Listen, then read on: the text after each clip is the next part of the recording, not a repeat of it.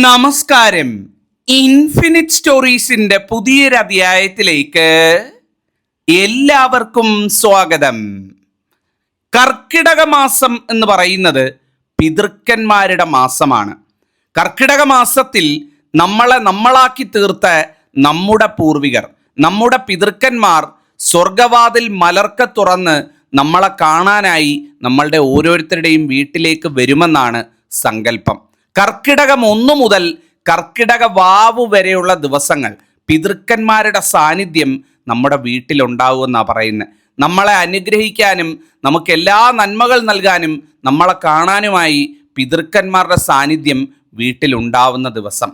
വിഷ്ണു പുരാണവും ഗരുഡ പുരാണവും പറയുന്നത് കർക്കിടക വാവ് വരെയുള്ള കർക്കിടക ദിവസങ്ങളിൽ പിതൃക്കളുടെ സാന്നിധ്യം ഉള്ളതുകൊണ്ട് തന്നെ ചില തെറ്റുകൾ നമ്മൾ വീട്ടിൽ ചെയ്യരുതെന്ന. ഈ പറയുന്ന കാര്യങ്ങൾ വീട്ടിൽ ചെയ്താൽ അത് പിതൃദോഷം വിളിച്ചു വരുത്തുമെന്നാണ് പറയുന്നത്. ഞാനിവിടെ 9 കാര്യങ്ങൾ നിങ്ങൾക്ക് പറഞ്ഞു തരാം.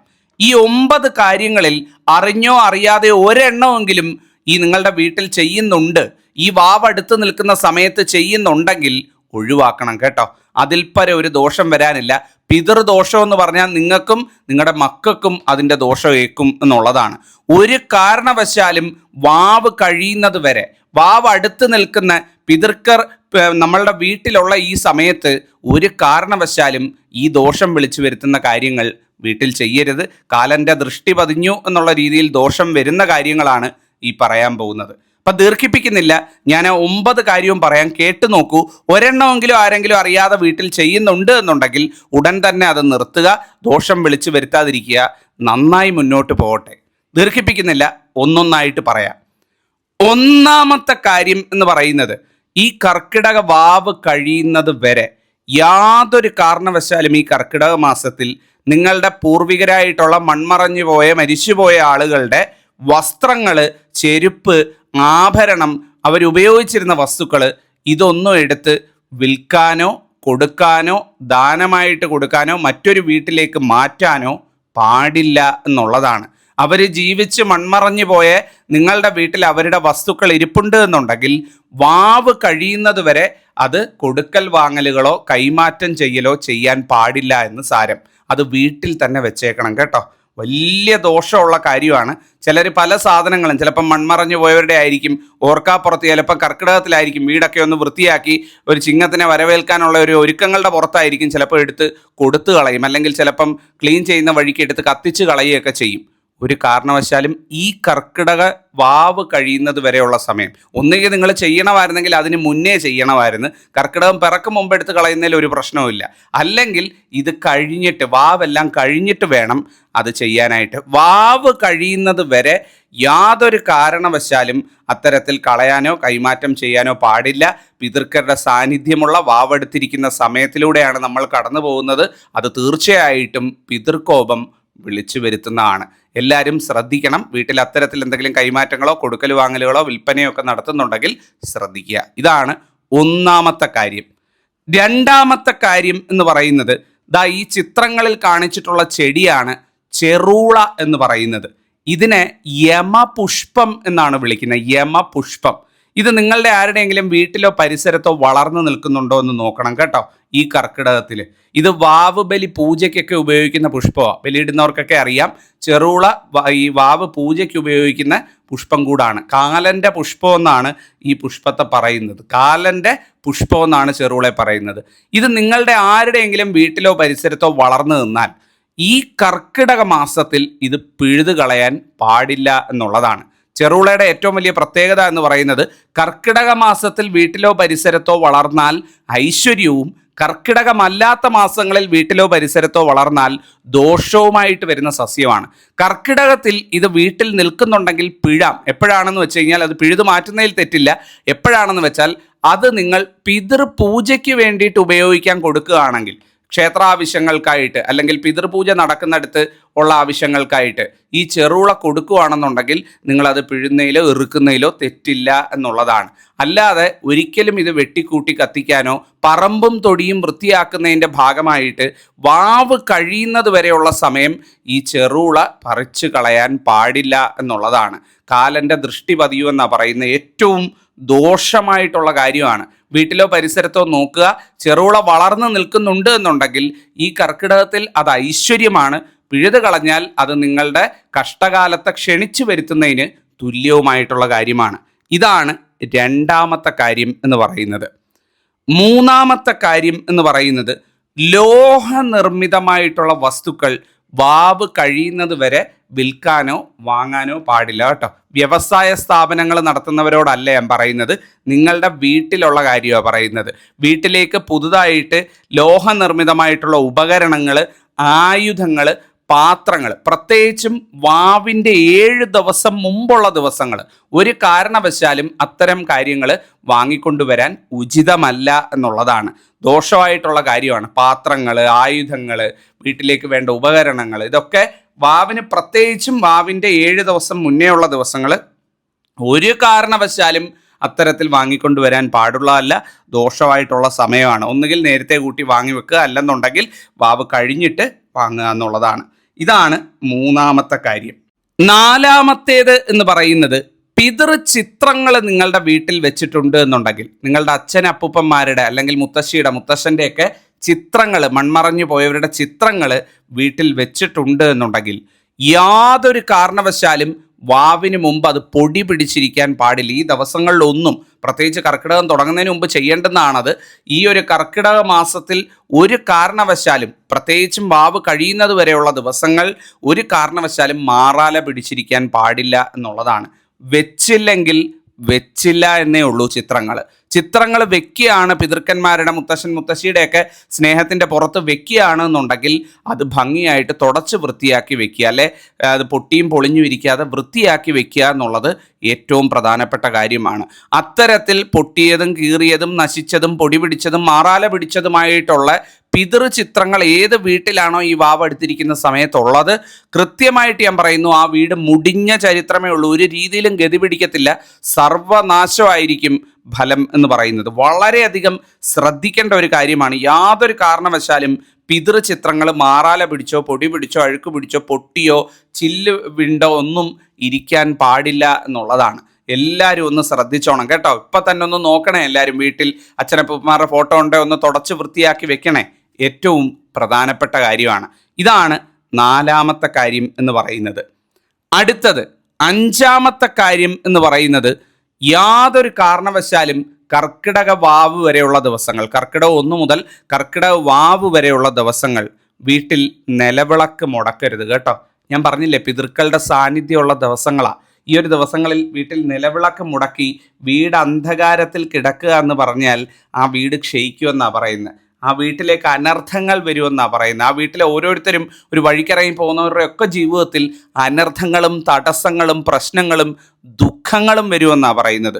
യാതൊരു കാരണവശാലും നിലവിളക്ക് മുടക്കരുത് ഈ ദിവസങ്ങളിൽ കേട്ടോ. ഇപ്പം വീട്ടിൽ ആർത്തവമാണ് എന്നുണ്ടെങ്കിൽ, ഒരു വ്യക്തിക്ക് ആർത്തവമാണെന്നുണ്ടെങ്കിൽ അയാൾ പൂർണ്ണമായിട്ടും വിളക്ക് കത്തിക്കുന്നതിൽ നിന്ന് മാറിയിരിക്കാം. മറ്റൊരാൾ ആ ഉത്തരവാദിത്വം എടുത്ത് വീട്ടിൽ ഐശ്വര്യമായിട്ട് പൂജാമുറിയിലോ അല്ലെ വിളക്ക് കത്തിക്കുന്നിടത്തോ കത്തിക്കുക എന്നുള്ളതാണ്. ഒരാൾക്ക് ആർത്തവമാണ്, സ്ഥിരം വിളക്ക് കത്തിക്കുന്ന ആളിന് ആർത്തവശുദ്ധി കൊണ്ട് കത്തിക്കാൻ പറ്റുന്നില്ല എന്നുണ്ടെങ്കിൽ അയാൾ മാറി നിന്നിട്ട് മറ്റൊരാളെ കൊണ്ട് ചെയ്യിക്കുക. അല്ലാതെ ഒരാൾക്ക് ആർത്തവമാണെന്ന് കരുതി വീട്ടിൽ നിലവിളക്ക് കത്തിക്കാതെ ഇരുണ്ട് കിടക്കരുത്. ഇത് പലരും ചെയ്യുന്ന ഒരു തെറ്റാണ്. ഒരു വീട്ടിൽ ഒരാൾക്ക് അശുദ്ധി ഉണ്ടെന്ന് പറഞ്ഞാൽ പിന്നെ ആ വീട്ടിൽ വിളക്ക് കത്തിക്കുകയില്ല. അങ്ങനെ ഒരു ശാസ്ത്രത്തിലും പറയുന്നില്ല. തെറ്റായിട്ടുള്ള കാര്യമാണ്. ഒരാളില്ലെന്നുണ്ടെങ്കിൽ അയാൾ പൂർണ്ണമായിട്ടും ആ ഒരു കാര്യത്തിൽ നിന്ന് മാറി നിൽക്കുക. മറ്റൊരാൾ ഉത്തരവാദിത്വം എടുത്ത്, വീട്ടിലെ കുട്ടികളോ ഭർത്താവോ അല്ലെ മറ്റ് അംഗങ്ങൾ ആരെങ്കിലും ഒരാൾ ഉത്തരവാദിത്വം എടുത്ത് അത് ചെയ്യുക. വീട് ഇരുണ്ട് കിടക്കരുത്. ഏറ്റവും ദോഷമായിട്ടുള്ള കാര്യമാണ്.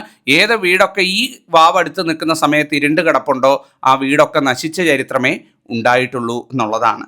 ഇതാണ് അഞ്ചാമത്തെ കാര്യം. ആറാമത്തെ കാര്യം എന്ന് പറയുന്നത് വളരെ പ്രധാനപ്പെട്ട കാര്യമാണ്. നിങ്ങളുടെ വീട്ടിൽ കാക്ക വന്നു കഴിഞ്ഞാൽ ഒരു കാരണവശാലും കാക്കയെ ഉപദ്രവിക്കരുത് കേട്ടോ. കാക്കയെ ആട്ടിപ്പായിക്കുക, കാക്കയെ കാണുമ്പം കല്ലെടുത്തെറിയുക അല്ലെങ്കിൽ കമ്പെടുത്തടിക്കുക, ഇങ്ങനെയുള്ള കാര്യങ്ങളൊന്നും ചെയ്യാൻ നിൽക്കരുത്. ചിലരെങ്കിലും ഒരു ദേഷ്യത്തിൻ്റെ പുറത്ത് ചിലപ്പം ചെയ്തു പോവും. അതീവ ദോഷമാണ്. പിതൃപക്ഷിയാണ് കാക്ക എന്ന് പറയുന്നത്.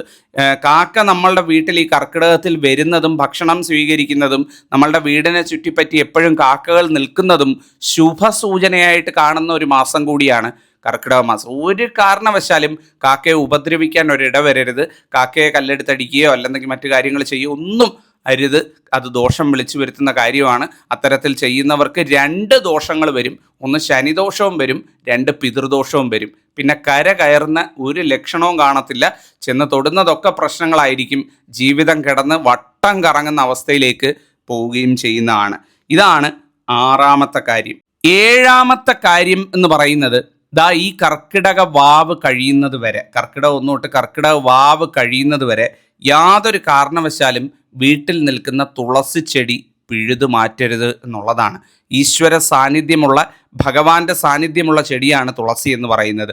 തുളസി ഈ ഒരു മാസം കർക്കിടക വാവ് ഓഗസ്റ്റ് 12-ാം തീയതി കർക്കിടക വാവ് കഴിയുന്നത് വരെ പിഴുതു മാറ്റരുത്. എന്തുകൊണ്ടായി പിഴുതു മാറ്റരുത് എന്ന് പറയുന്നത് വെച്ചാൽ, നമ്മൾ പലപ്പോഴും വീട്ടിൽ നിൽക്കുന്ന തുളസി ഒന്ന് മുരടിക്കുകയോ അല്ലെങ്കിൽ ഒന്ന് പഴകുകയോ ഒക്കെ ചെയ്തു കഴിഞ്ഞാൽ വേറെ തൈ കൊണ്ടുവന്നിട്ട് പഴയത് പിഴുതു മാറ്റി വയ്ക്കും. അത് നിങ്ങൾ ചെയ്യണമായിരുന്നെങ്കിൽ ഒന്നുകിൽ കർക്കിടകം പിറക്കുന്നതിന് മുമ്പ് ചെയ്യണമായിരുന്നു, അല്ലെ വാവ് കഴിഞ്ഞ് ചിങ്ങം പിറക്കുന്ന ഒരു സമയത്ത് ചെയ്താലും മതി. യാതൊരു കാരണവശാലും വാവിന് മുമ്പ് ഇനിയുള്ള ദിവസങ്ങളിൽ അങ്ങോട്ട് ചെയ്യരുത്. പ്രത്യേകിച്ചും വാവിന് 7 ദിവസം മുന്നേ എന്ന് പറയുന്നത് ഭഗവാന്റെയും ഭഗവതിയുടെയും സാന്നിധ്യം കൂടെ നമ്മളുടെ വീട്ടിലുണ്ട് എന്ന് പറയപ്പെടുന്ന ദിവസങ്ങളാണ്. ഒരു കാരണവശാലും ആ ഒരു കാര്യം തെറ്റായിട്ട് നിങ്ങൾ ചെയ്യരുത് എന്നുള്ളതാണ്. വീട്ടിൽ തുളസി നിൽക്കുന്നുണ്ട് എന്നുണ്ടെങ്കിൽ വാവ് കഴിയുന്നതും വരെ അവിടെ നിന്നോട്ടെ. അതിന് ശേഷം നിങ്ങൾക്ക് മാറ്റണമെന്നുണ്ടെങ്കിൽ മാറ്റാം. വീട്ടിൽ തുളസിത്തറയിൽ നിൽക്കുന്ന തുളസി ആയിക്കൊള്ളട്ടെ, വീട്ടു പരിസരത്ത് നിൽക്കുന്ന തുളസി ആയിക്കൊള്ളട്ടെ, ഒരു കാരണവശാലും പിഴുതു കളയാനോ അല്ലെ പറമ്പ് കിളയ്ക്കുന്ന സമയത്ത് അത് വെട്ടിക്കളയാനോ ഒന്നും പാടുള്ളതല്ല. അത് ദോഷമായിട്ട് മാറുന്ന സമയമാണ്. അടുത്ത ഒരു കാര്യം എന്ന് പറയുന്നത്, അടുത്തത് 8ാമത്തെ കാര്യം എന്ന് പറയുന്നത്, ഈ കർക്കിടക വാവ് വരെയുള്ള ദിവസങ്ങൾ യാതൊരു കാരണവശാലും പുതിയ വസ്ത്രം, പുതിയ വാഹനം, പുതിയ ആഭരണങ്ങൾ, വിലപിടിപ്പുള്ള വസ്തുക്കൾ, വിവാഹം, ശുഭകാര്യം ഇതൊന്നും ചെയ്യാനായിട്ട് ഉത്തമമായിട്ടുള്ള സമയമല്ല. ഒരു കാരണവശാലും കല്യാണങ്ങളൊക്കെ നിങ്ങൾക്ക് അറിയാമല്ലോ, ഈ സമയത്ത് കല്യാണങ്ങളൊന്നും തന്നെ നടത്തുന്ന ഒരു സമയമല്ല. കർക്കിടക വാവ് എടുത്ത് നിൽക്കുന്ന സമയമാണ്, ദോഷ സമയമാണ്.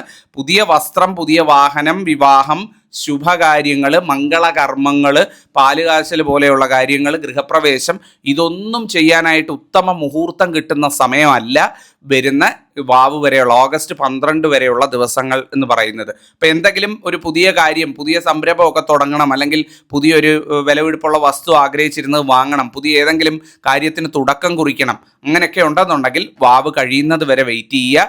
അതിനുശേഷം ശുഭമുഹൂർത്തം നോക്കി ഒന്നുകിൽ ചിങ്ങത്തിൽ അല്ലെങ്കിൽ വാവ് കഴിഞ്ഞുള്ള ദിവസങ്ങളിൽ ഒരു തീയതി നോക്കി നിങ്ങൾക്ക് ചെയ്യാവുന്നതാണ്. വാവ് വരെ ഒരു തരത്തിലുള്ള പുതിയ കാര്യങ്ങൾക്കും ഉത്തമമായിട്ടുള്ള സമയമല്ല. അങ്ങനെ എന്തെങ്കിലും കാര്യത്തിന് ഇറങ്ങിത്തിരിക്കുകയാണ്, എന്തെങ്കിലും വളരെ പ്രധാനപ്പെട്ട ഒരു തുടക്കം കുറിക്കുകയൊക്കെ ആണെന്നുണ്ടെങ്കിൽ അത് നിങ്ങൾ ഒന്നും കൂടെ പുനഃപരിശോധിക്കണം. ഒരു നല്ല ജ്യോതിഷ പണ്ഡിതനെ കണ്ട് നിങ്ങൾ നേരം മാറ്റിക്കുറിച്ച് കൃത്യമായിട്ട് വേണം പോകാനായിട്ട്. അറിഞ്ഞിരുന്ന് ദോഷം വിളിച്ചു വരുത്തരുത്. അറിഞ്ഞിരുന്നുകൊണ്ട് പറയുകയാണ്, നട്ടാൽ കുരുക്കില്ല പല കാര്യങ്ങളും. ആ രീതിയിലുള്ള ഒരു സമയമാണ് ഈ ഒരു സമയം എന്ന് പറയുന്നത്. ചെന്ന് തുടങ്ങി വെച്ച് കഴിഞ്ഞാൽ അതൊക്കെ പിന്നീട് അനർത്ഥങ്ങളും ദുരിതങ്ങളുമായിട്ട് എന്താ പറയുന്നത്, ചെന്ന് കയറുന്നതൊക്കെ തടസ്സങ്ങളെന്ന് പറയില്ലേ, ആ രീതിയിലായി പോവും. ദുരിതങ്ങളായിരിക്കും എന്നും ഫലം എന്ന് പറയുന്നത്. ഇതാണ് 8ാമത്തെ കാര്യം. 9ാമത്തെ കാര്യം എന്ന് പറയുന്നത് ഏറ്റവും പ്രധാനപ്പെട്ട കാര്യമാണ്. യാതൊരു കാരണവശാലും ഈ ഒരു കർക്കിടക വാവിൻ്റെ ഈ ദിവസങ്ങൾ വീട്ടിൽ രാത്രിയിൽ എച്ചിൽ കിടക്കാൻ പാടില്ല എന്നുള്ളതാണ്. എന്താണ് എച്ചിൽ കിടക്കുക എന്ന് പറഞ്ഞാൽ, രാത്രിയിൽ അടുക്കള അടച്ച് നിങ്ങൾ കിടക്കാൻ പോകുന്നുണ്ട് എന്നുണ്ടെങ്കിൽ വീട്ടിലെ എച്ചിൽ പാത്രങ്ങളെല്ലാം തന്നെ കഴുകി വെച്ചിട്ട് വേണം കിടക്കാൻ പോകാനെന്ന് പറയുന്നത്. രാവിലെ ഉറക്കം എഴുന്നേറ്റ് വന്ന് എച്ചിൽ കണി കാണേണ്ട ഒരു അവസ്ഥ വരരുത്. രാത്രിയിൽ അടുക്കളയിൽ എച്ചിൽ കിടക്കരുത്. അത് മൂദേവിയുടെ സ്ഥിര വാസസ്ഥാനമായി മാറും. പിതൃദോഷത്തിനിത് കാരണമാവുകയും ചെയ്യുന്നതാണ്. നമുക്ക് ഈ ഒരു സമയത്ത് ചെയ്യാൻ പറ്റുന്ന ഏറ്റവും നല്ല കാര്യം നമ്മളുടെ അടുക്കള നല്ല വൃത്തിയോടും വെടിപ്പോടും കൂടി സൂക്ഷിക്കുക. പഴകിയ ഭക്ഷണ പദാർത്ഥങ്ങൾ രാത്രിയിൽ വെക്കാതിരിക്കുക. വീട്ടിലുള്ള എല്ലാവരും, അച്ഛനും അമ്മയും മക്കളും എല്ലാവരും കൂടെ ചേർന്ന് അതൊക്കെ ഒന്ന് കഴുകി വെച്ച് വൃത്തിയാക്കി രാത്രിയിൽ ശുഭമായിട്ട് പോയി കിടക്കുക. എന്തുകൊണ്ടാണ് ഇത് പറയുന്നതെന്ന് വെച്ച് കഴിഞ്ഞാൽ, രാത്രിയിൽ പിതൃക്കന്മാരുടെ സാന്നിധ്യം നമ്മളുടെ വീട്ടിലുണ്ടാവുമെന്നാണ് പറയുന്നത്. പ്രത്യേകിച്ചും രാത്രി സമയത്ത്. ആ ഒരു സമയത്ത് അവർ വരുമ്പം തങ്ങളുടെ കുടുംബം അത്തരത്തിൽ മലിനമായി കിടക്കുന്നത് അത് പിതൃകോപത്തിന് ഇടയാക്കും എന്നാണ് പറയുന്നത്. അതുകൊണ്ട് വീട്ടിൽ യാതൊരു കാരണവശാലും അത്തരത്തിൽ എച്ചിൽ ഭക്ഷണങ്ങൾ അത് പ്രേതങ്ങളുടെ ഭക്ഷണമായി മാറുമെന്നൊക്കെയാണ് പറയുന്നത് ഗരുഡ പുരാണത്തിൽ. അപ്പോൾ ഒരു കാരണവശാലും എച്ചിൽ ഭക്ഷണങ്ങൾ അല്ലെങ്കിൽ എച്ചിൽ പാത്രങ്ങൾ കഴുകാതെ അങ്ങനെ തന്നെ സിങ്കിലും മറ്റും അടുക്കളയിലും മറ്റും ഇട്ടിട്ട് പോകരുത്. രാത്രിയിൽ വളരെ ശ്രദ്ധിക്കുക. ഈ വാവ് കഴിയുന്നത് വരെയുള്ള ദിവസങ്ങൾ പ്രത്യേകം ഇത് ശ്രദ്ധിച്ച് മുന്നോട്ട് പോവുക. ഇതാണ് 9ാമത്തെ കാര്യം. അപ്പോൾ 9 കാര്യം പറഞ്ഞു തന്നു. അറിഞ്ഞോ അറിയാതെ ആരെങ്കിലും ഈ തെറ്റുകൾ ചെയ്യുന്നുണ്ടെങ്കിൽ അത് തിരുത്തുക. ഈശ്വരൻ അനുഗ്രഹിക്കട്ടെ. പിതൃക്കളുടെ അനുഗ്രഹം നിങ്ങൾക്കുണ്ടാവട്ടെ. എൻ്റെ അമ്മ മഹാമായ മഹാലക്ഷ്മി നിങ്ങൾക്കും കുഞ്ഞുങ്ങൾക്കും കുടുംബത്തിനും എല്ലാ ഐശ്വര്യങ്ങളും നൽകി മടങ്ങട്ടെ. നന്ദി, നമസ്കാരം.